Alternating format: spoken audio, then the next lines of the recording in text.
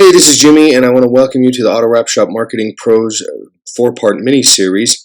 And today we're going to be talking about the 4 key metrics to your wrap shop, or the 4 key metrics to create a cash cow wrap shop, right? So let's just talk about where you're at, right? The current profit per month, whatever that is, 2,000, 5,000, 10,000, doesn't matter, right? Well, that's where you're at, and then this is where you could be, which is typically 3 to 5 times what you're making now. And how do we know that? Well, we're not just pulling numbers out of our ass. We have interviewed at the top 100 shops around America, and we know, pulling from their statistics, exactly what the potential of wrap shops are based on 1 bay, 2 bay, 1 employee, 2 employees, because data and statistics doesn't lie. Never use a hunch or your gut feeling. Always use data, and that's what we use, right? And so what we know is what the quickest, easiest way to get there is, right? And that's the 4 key metrics. In order for you to get from point A to point B, you have to know where point B is. Where exactly are you going? Think about it. What are you trying to do with your wrap shop, right? Are you trying to make more money, trying to grow it, make the valuation bigger? So whatever that is, you need metrics or waypoints to get there, right? And so what those waypoints are, there's 4 of them, and that's your cost per lead, that's your cost to acquire a customer, your profit per time unit or service, and the lifetime value of a customer, right? And these 4 key metrics will triple your profits in less than 60 days if you inject them into your business. Okay, so number 1 is cost per lead, right? So you probably know what this is. Spending $1,000 a month in ads and you generate 100 leads, well, that would mean that your cost per lead is $10. This is extremely, extremely important to know. Most people think they know, or they're like, yeah, I get it, but they don't really use it to its full potential, right? And so you need to know what these are to get out of beta, and we'll go into that in a later video, because taking all these tools that I'm showing you and then putting them into action in a very logical framework that all the top wrap shops use will completely crush and dominate your local market, and you'll be the top most profitable wrap shop in town if you inject these into your business, okay? And so that's what a cost per lead is. Now, the cost to acquire customers, obviously, look, if you get 100 leads and 20 of them turn into clients, well, it costs you $1,000 to get those 100 leads, 20 of them turn into business, or a client. So now it costs you $1,000 to get 20 clients. That means it's $50 is the cost to acquire a customer, right? Make sense?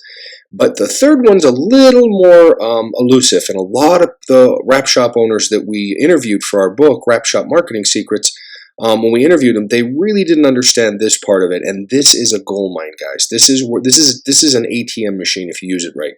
So, what is your profit per time unit or service per thing that you offer to the client, right? So let's say a Chrome delete takes 3 hours, you charge $750, and these prices are arbitrary. Some people in Newport Beach, say, would maybe charge $3,000 for a Chrome delete, and maybe Tupelo, Mississippi, they would charge $750. So the price doesn't matter, it's just the theory behind it, all right? So let's just say 3 hours is $750, and the cost is $200. Well, if you divide the profit by the time it took you to do it, you're at $184 per time unit or per hour, right? Now, if you do a box truck, like a full wrap on a box truck, it takes 8 hours. It's $2,700.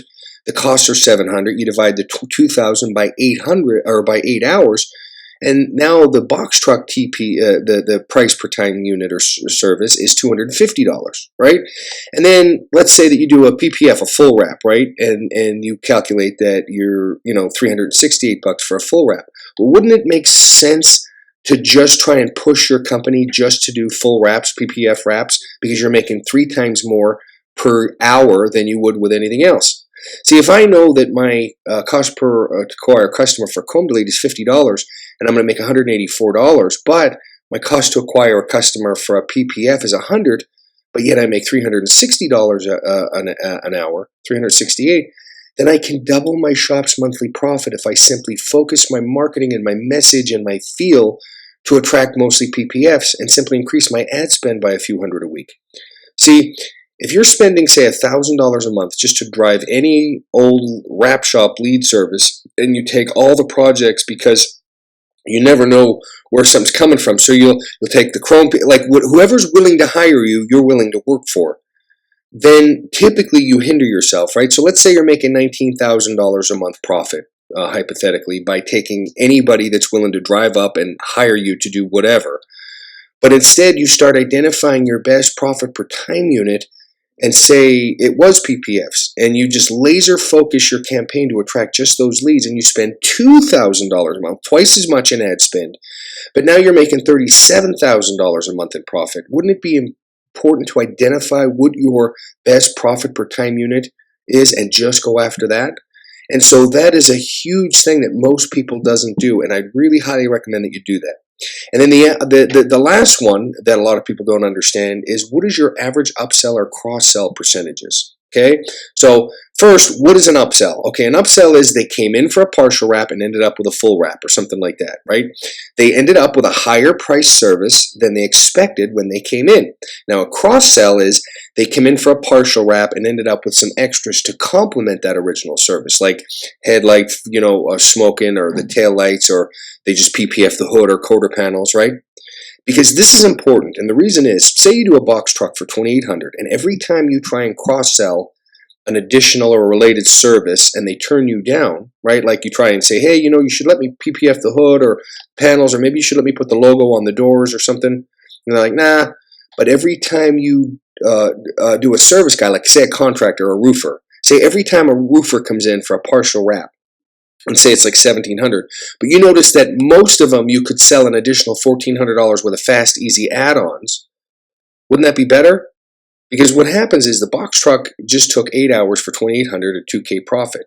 But every time you do a contractor's pickup, it takes like 4 hours and you end up with $3,100, say, hypothetically, and you make $2,800 profit.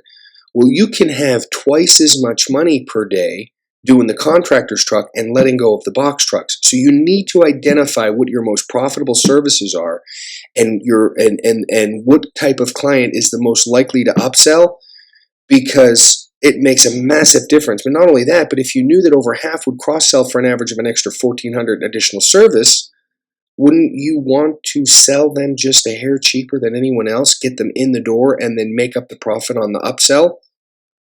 And that is the key to what most of the top wrap shops are doing, okay? And that's the 4 key metrics that will triple your profits in less than 60 days. It's happening all across the United States. We've been involved in a bunch of it and a lot of growth. We have clients in Tampa, in Miami, in Dallas, in Los Angeles, in Salt Lake City. And it doesn't matter where you live. Every single wrap shop, by taking a few extra little metrics and understanding their metrics and tweaking their shop a little bit, most people on average are making 3 times the profit when they inject these into their business. Okay, so that's the 4 key metrics to creating cash cow wrap shop. I appreciate it, and look out for tomorrow when we start talking about getting out of beta. All right, see you then.